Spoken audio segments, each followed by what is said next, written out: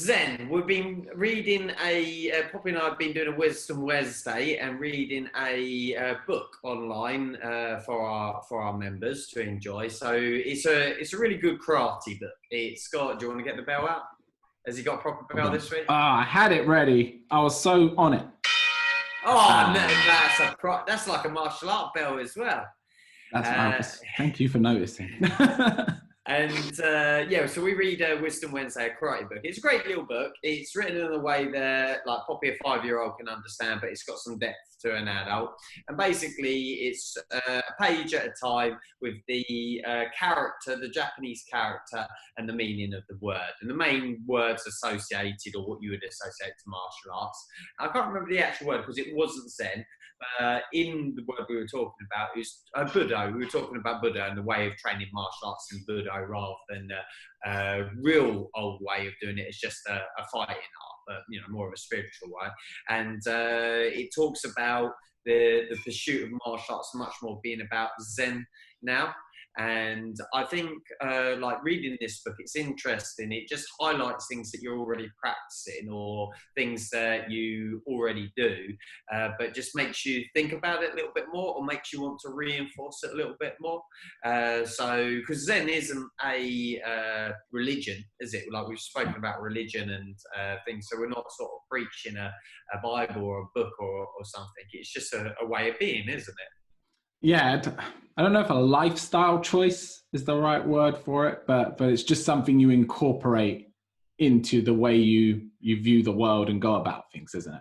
Yeah, it's sort of being that peace with everything kind of thing I'm getting from it is no matter what happens, whatever it is, you're at peace with it kind of thing.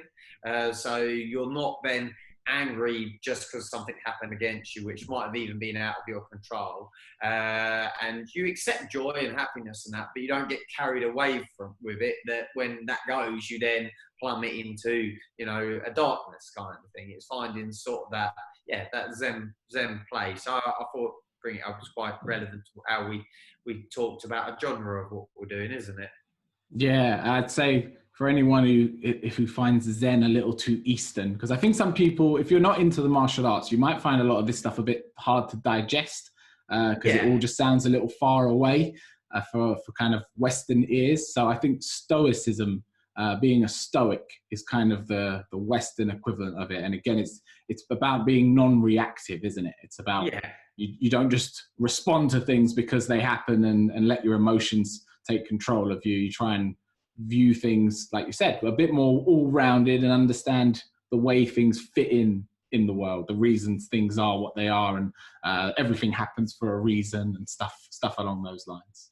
Easier said than done, though. Oh yeah, it's like a punch or a kick. It's a practice, isn't it? It's mastered. You build a tolerance for it, don't you? I think you strengthen your ability to be Zen in bigger and more dramatic situations. Yeah, or have tools and quotations or exercises or just practice, isn't it, to get yourself there. Yes. And I noticed something, and I spoke to Lauren about it, and she noticed it too. And I wonder if, because we don't live local to each other, but I wonder if in your neck of the woods you've noticed it. Mondays is a quiet day. I don't know if you've observed this, but I go to the dojo every Monday in the morning, at the moment dropping the kids to school, and I don't know if it's a knock-on effect to lockdown and everything else, but like we would go out at lockdown for essentials, of course, and it would be like a ghost town. You go out on a Monday morning, where we are anyway, it's like you're going out in lockdown. It's very eerily quiet, and then by Wednesday, get to Thursday, you go out and you're queuing to get onto the main road. There's people on the high street. And I don't know if it's something I've just observed or picked up, but it just seems a quieter start to the week. Yeah, it's interesting you say that, because I think you're the same as me. I'm sure I've heard you say this, that Monday's your favourite day of the week. Yeah, it gets the week going, doesn't it? Yeah, I'm the same. But I have felt that Mondays have not had the same kick to them or something. Yeah. Like, it's not been what a Monday normally is. And I haven't noticed it necessarily with other people around. Like I said, I've really been not going out much to even pick up on it. But yeah, I get what you're meaning. But I guess this is going back to what we were saying about time not being quite what it was at the moment. Yes. Everything's a little more fragmented, for want of a better word. And out of place and everything, and it kind of leads me on to I'm just noticing things that are, for a better word, odd, or maybe a change things, and I wonder, are we getting to a point now, like I've read it and seen people saying it, where the effect of the lockdown and the effect of the social distance and everything is potentially having more damage than the virus is or could. Like they've been able to subdue the virus, and it could have, been horrendous. So they've done what they needed to do, right or wrong, good or bad, however they've done it. What I mean as an example by it, we were coming back from the dojo the other day, and on a main road, where, like a main road has like a cycle lane. So it's only a 2-lane, one way, the other way carriageway. So it's like 40 miles an hour, whatever it is, 30 because of the lamppost. And there's a bicycle lane. There's an older lady in a buggy, like a mobility scooter, going the wrong way down the road against traffic in the bicycle lane to avoid people to socially distance. Right, yeah.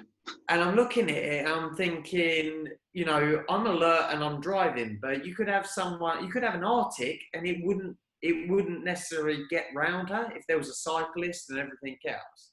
And is this situation of making sure you're socially distanced and everything starting to create more hazard than it's trying to protect, kind of thing? Yeah, it's definitely getting up there. It's funny you said that story. I saw a jogger go round a car to avoid other people on the pavement. So he then jogged into the road to go around a car, and I swear to God, I've never seen someone so close to getting hit as a car then went past him.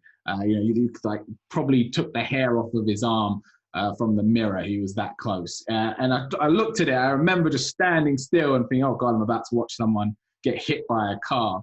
And you could see in his face, he kept running. You could really see the panic in his eyes, where he was so focused and scared of being too close to these people on the pavement that he'd lost all sense of what he was doing and just ran out. Think what other situation where you would just randomly run out into the middle of a road where there's cars. People seem to be losing a little bit of their common sense in that sense. Maybe we can talk about this and why it happens, but you were saying just then about, a close shave, someone nearly getting caught by a car. It makes me remember the closest one I've seen is my dad used to sell paintings in Bayswater Road in London. And it was a fast road, as in it was middle of London. People would want to go where they're going quite quick. And where he was positioned, like you'd have your paintings on the railing, there was a pedestrian crossing just up ahead. And you used to see like people jumping lights and just silliness day to day when he was there. But there was this one occasion, this guy was clearly, you've all probably had it, where someone walks into the road not giving a shit. Basically, they're the pedestrian and they're or whatever their attitude. You know what I mean? You're not going to hit me with your car. Kind of thing. This guy came into the road, and the person in the car must have had a similar thought.